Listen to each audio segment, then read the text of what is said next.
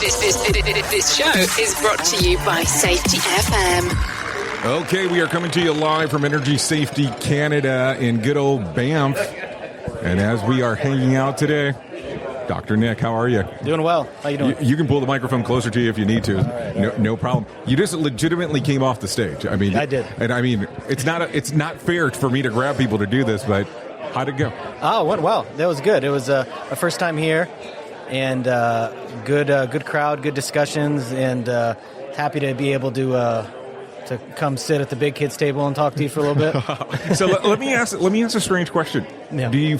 I don't want to say do you feel out of your element, but you're talking a little bit about behavior-based safety, and you are aware there's a whole bunch of hop aficionados around here. Yep. So how's it going? Because there's, I'm not going to say the rub, but there's people that are like, hold on, there's a behaviorist guy. Why is he at a hop conference? And I was like, I didn't even know this was a hop conference. I know there was a people talking about hop. I didn't know there were some limitations here. No, right on. Well, I guess we'll see, because like you said, I just got done and you escorted me here. Right. So, maybe, everybody likes you. Maybe I didn't get tackled because, but no, that was kind of the fun thing. I had, spoken with Gordon Walsh and some other folks, and about doing a kind of a actionable talk about hop, and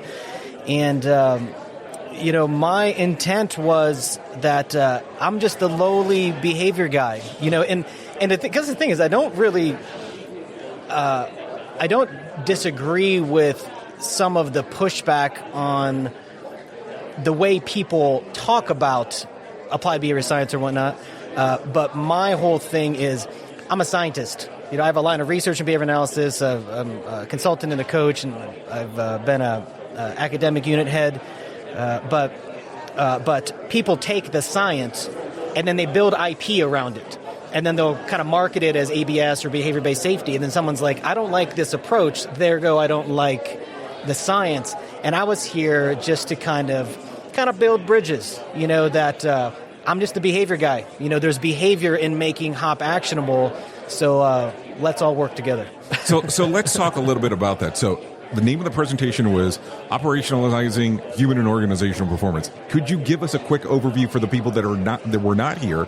That way they know exactly what we're talking about, then we can go in a little bit deeper. Yeah, right on. So it really was focused on taking the principles and the philosophy of hop and identifying the role of human behavior in it, and what does it mean to not blame people, so on and so forth, and just show that there is a value in an understanding that there's a science behind behavior change, and if you can harness that science, you can maximize the impact of your implementation of hop philosophies, and that was kind of the purpose of it. So, as you decide to do this, I'm sure you spoke with some of your colleagues. Oh, yeah. And you're telling them, I'm taking this approach of operationalizing hop, which is different than the behavior side. I mean, not the operationalizing portion of it. What are they telling you? Are they telling you that you're off your rocker in regards to doing this? You're shaking your head, yes. There was a lot of that. There's those of us that work a lot in safety. It was they understood the value just because the hop folks have done such a brilliant job of getting their messaging out there. But there was a little bit of, you're going into the wolves' den. There was a little bit of, they don't like you. What are you doing going there, dude? So let's talk about that, because you're from the same side of the planet that I'm from, so we're down in Florida. Mm-hmm. You decide to come out here. Number one, it's freezing, which, I mean, it's good. It's different. When you get here, do you have a level of concern of what you're getting into?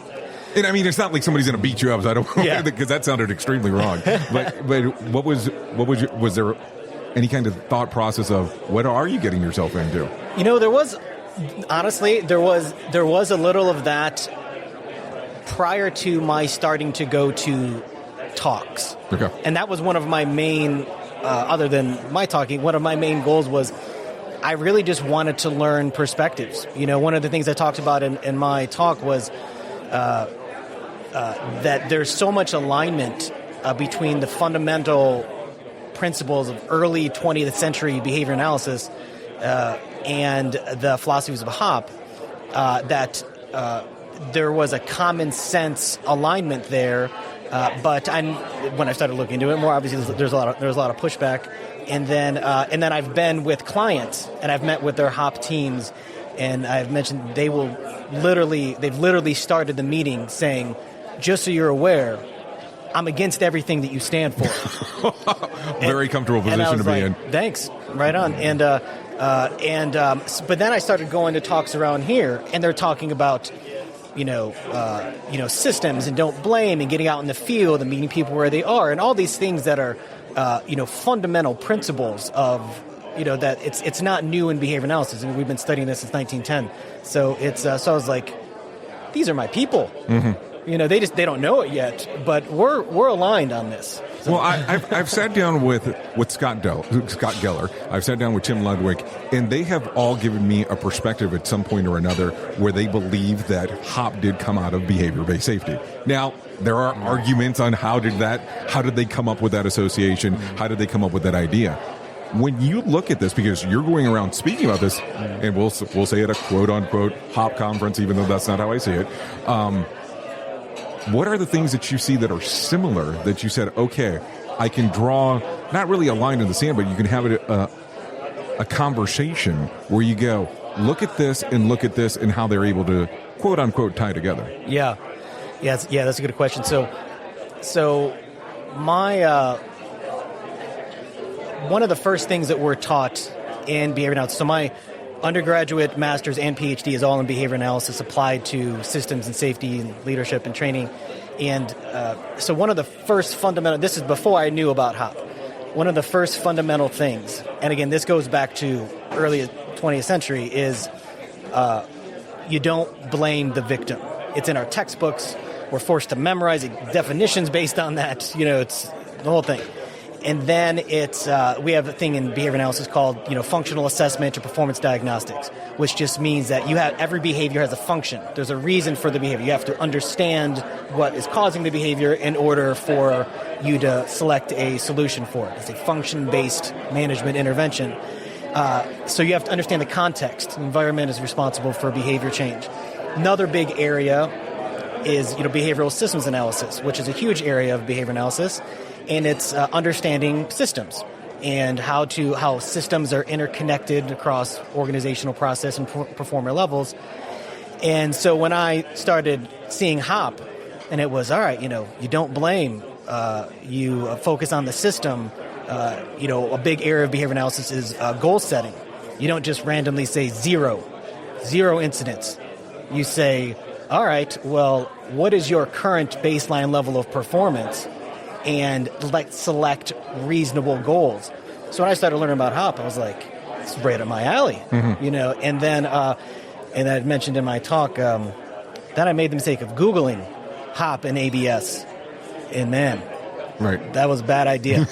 and I was like, wait a minute, they're not as on board as I thought they would be on board. So then, but again, come up here, seek to understand. But that's why I see the alignment. Well. I'll mention the firm by name, but Aubrey Daniels actually goes around and they teach a version of HOP. Mm-hmm. And as our people are fully aware, they're a very heavily driven behavior-based safety system. And a lot of people have accused them of really doing HOP light with behavior-based safety. When you look at some of the different approaches, do you think that we have it wrong? Do you think that we need to really lean towards the behavior side and tie in some HOP element onto it? So let's say behavior-based safety and then have HOP as a bolt-on, if that makes sense? Mm-hmm. Yeah, and I used to... In its opinion, I'm not asking for data yet. No. I'll always ask data because I know how academics are. It's like, why did you ask me an opinion question? We talk about factuals. No, I've got tons of opinions. A lot easier for me with opinions. And I used to work for Aubrey Daniels. And, I'm not trying to cause controversy whatsoever. No, you're good. I just said it by remembering an interview. I just want full disclosure. But it's one of those things where, as a behavior analyst,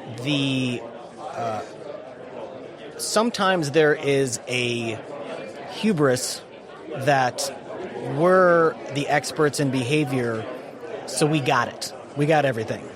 everything comes from us, and so on and so forth. My favorite type of behavior analyst is the person who doesn't know that they're using the science of behavior. The video game industry, multi-billion-dollar industry, they're using behavioral principles. They found that on their own. Mm-hmm. Co-author of a book that I wrote, Deliberate Coaching, Paul Gavani, he found value in supporting people and using behavioral principles without knowing that he was using behavioral principles. And I love that. So that's why I'm all about collaboration. The IO psychologists have their role in the systems. The HR has their role in the systems.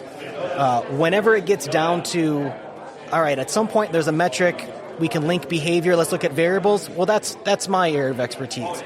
But there are people that come in at a higher level in the system to embed philosophies and groundwork. So my whole thing is we all have a role that we're working together. So I don't view it as, necessarily that they got their stuff from us, because I'm not to the point that I think, number one, our stuff isn't easily accessible, and number two, I'm not so arrogant to think that they can't build things about behavior science without accessing all of our stuff. They found it. In the same way where it's, my thing is, we talk about strategy implementation, and we will take your philosophy and strategies, and we'll just get people to put it into action. So that's why I don't think that I conflict, because I'm just a behavior guy. That's all I'm here for. So when you look at this, part of the answer that you gave, you talked about philosophies inside a system. Do you think that it's something that's needed? Do you think philosophies need to be put into systems? And once again, not data-driven, opinion question.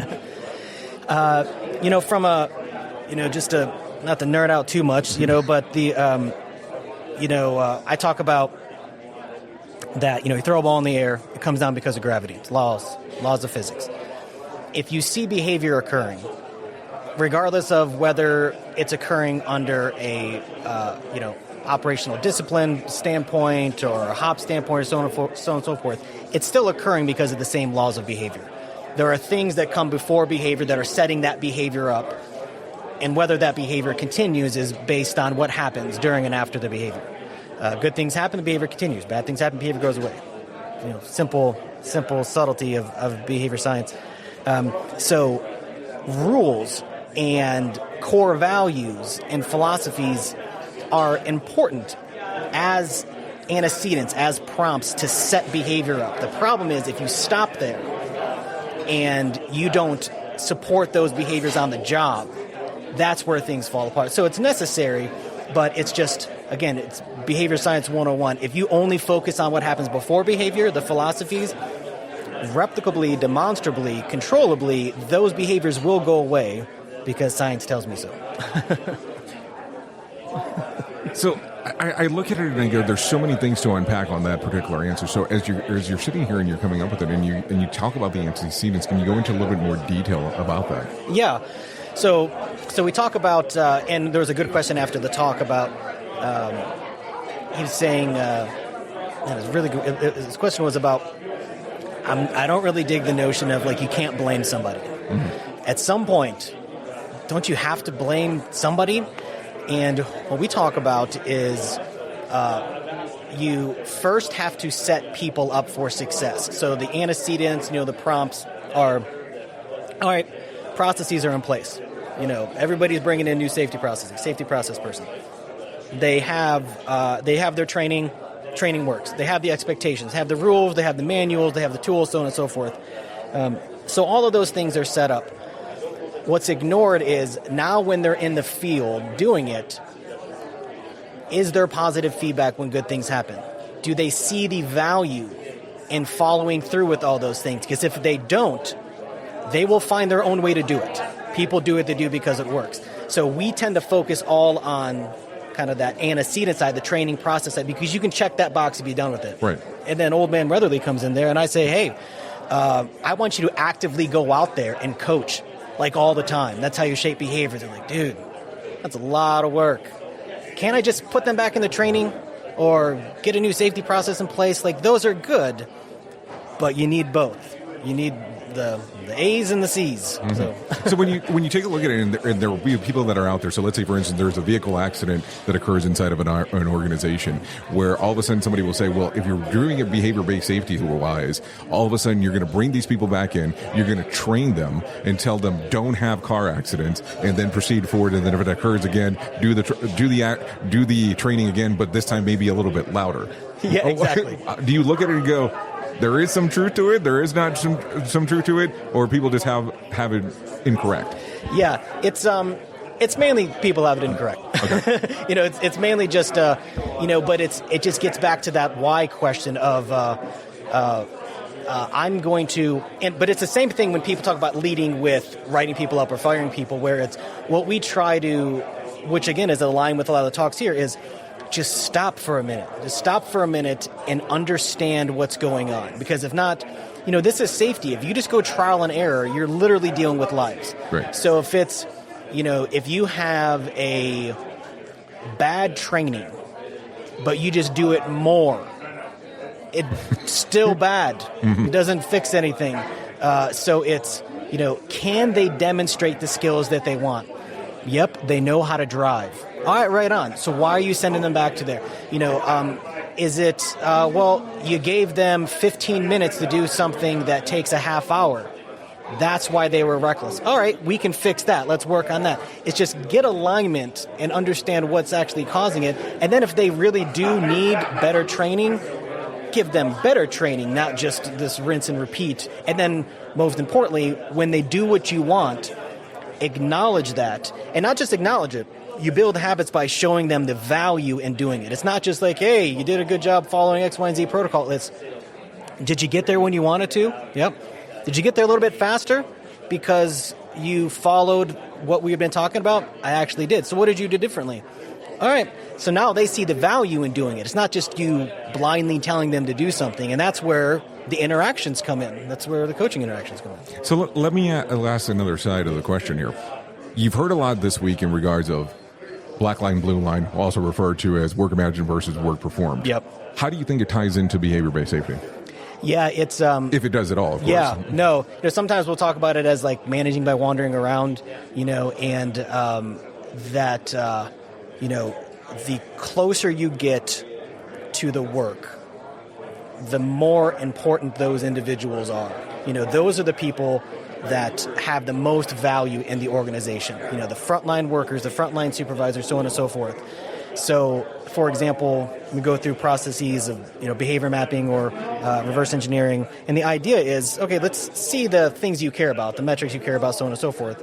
But I want to identify the critical behaviors that people need to engage in to hit those targets. There's somebody 10 levels up that are looking at some targets in some room. And the job of working with individual levels of leaders is to help identify those behaviors. So what people will sometimes naturally do is they'll go to a senior manager and say, what are your frontline people supposed to do? I don't care what the senior leaders think they're supposed to do. I want to go to the exemplar frontline people and have them tell me what they're supposed to do. That's the process. Whenever we go through and kind of start an engagement is we don't interview senior leadership on what they're supposed to do. We interview the actual people and what they're supposed to do. Because if not, that's where you get that disconnect. And everybody has different motivation.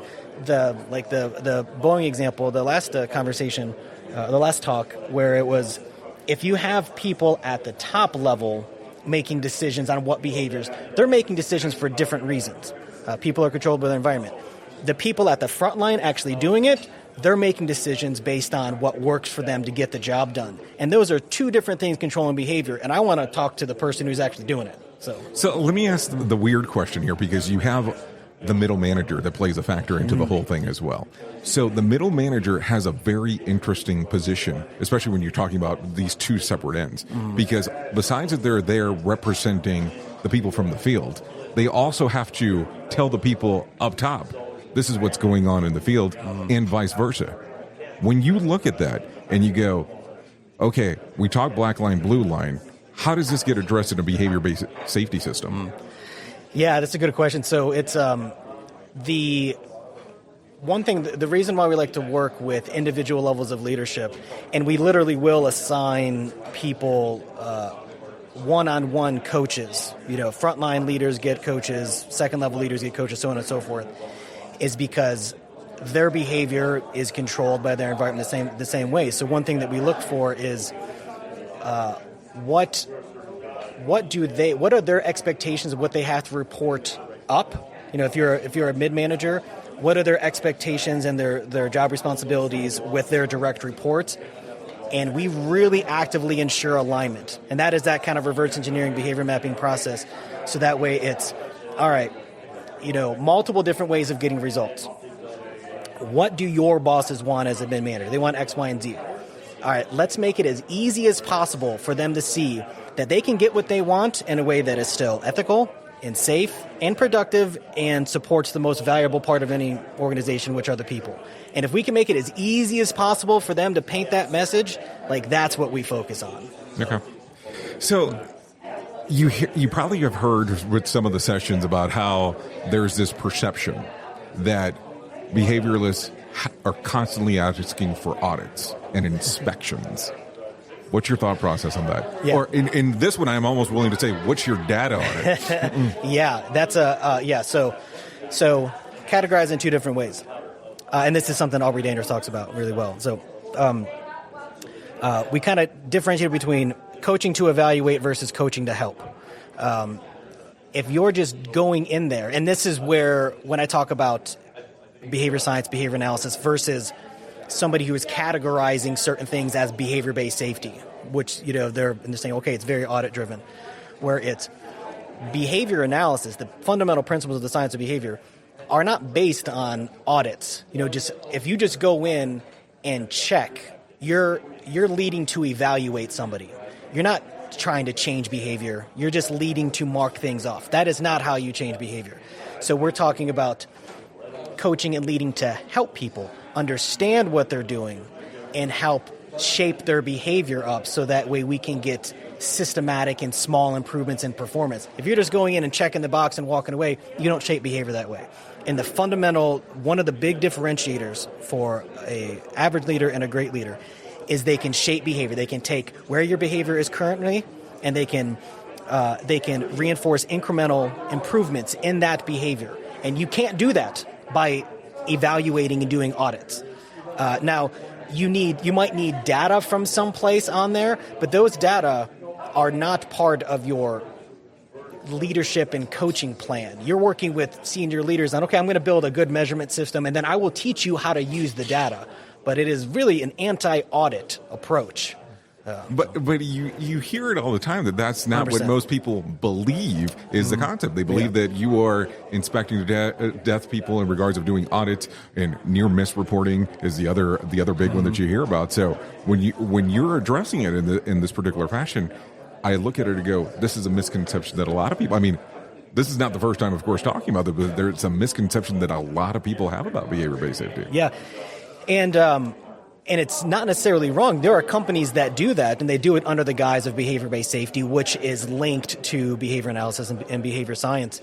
And so a lot of, just getting back to the kind of the behavior mapping reverse engineering process, what data do you have that you're looking at?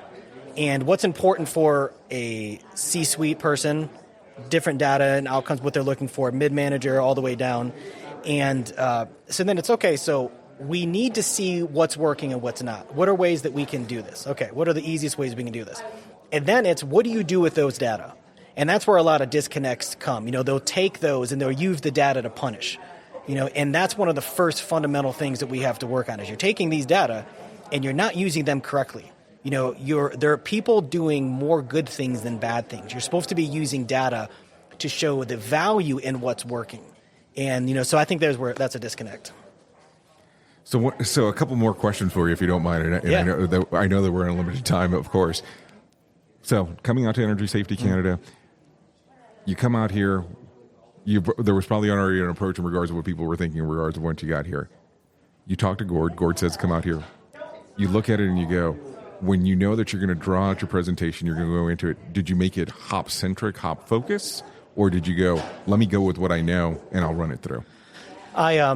I made it, I wanted to make it as easy as possible to build that bridge. So I did make it more hop focused. I wanted to set the stage of hop as a philosophy without me pretending that I'm an expert. Because that's why we work in so many different systems. I'm not an expert in your safety programs. I'm just here to find the behaviors and help you with those. But I thought that might be a good approach, is I can just put it in context and just show the value of the behaviors in there. And then what I just learned so much about this from this conference was that I did put certain things in there where, for example, I'm going to talk about, like, what does it actually mean to fix the system? Everyone's going to be like, oh, man, this dude is so enlightened. Yeah, he's talking about it. I went to so many things where they were talking about what it actually means to fix the system. So I was like, again, we're all on the same page, but I did put it under that philosophy so I didn't want to just talk at people about behavior. I wanted to link it to what they know. Well, I'll tell you, I mean, this particular group up here, what they have going on at Energy Safety Canada, they're really far ahead of most of the other organizations that I get to interact with, so it's really amazing to see.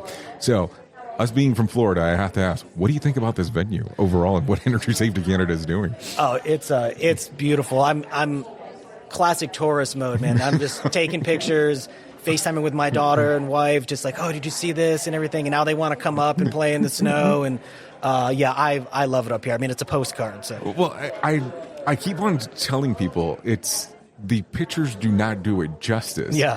I mean, it is not that the pictures are bad in the first place, but once you get here, there's just something entirely different than any other place that I've been to. So I wanted to get your point of view, especially coming from Florida. So if people want to know more about what you have going on, where can they find out more information? Yes, you can go to scci.biz. My email is nicw@scci.biz. We also have a podcast called the Behavioral Leadership Podcast. So reach out to me. Let's connect, be friends. So, well, I really do appreciate you coming on today. Yeah, thanks again. The views and opinions expressed on this podcast are those of the host and its guest and do not necessarily reflect the official policy or position of the company. Examples of analysis discussed within this podcast are only examples. They should not be utilized in the real world as the only solution available, as they are based only on very limited and dated open source information. Assumptions made within this analysis are not reflective of the position of the company. No part of this podcast may be reproduced, stored in a retrieval system, or transmitted in any form or by any means, mechanical, electronic, recording, or otherwise, without prior written permission of the creator of the podcast, Jay Allen.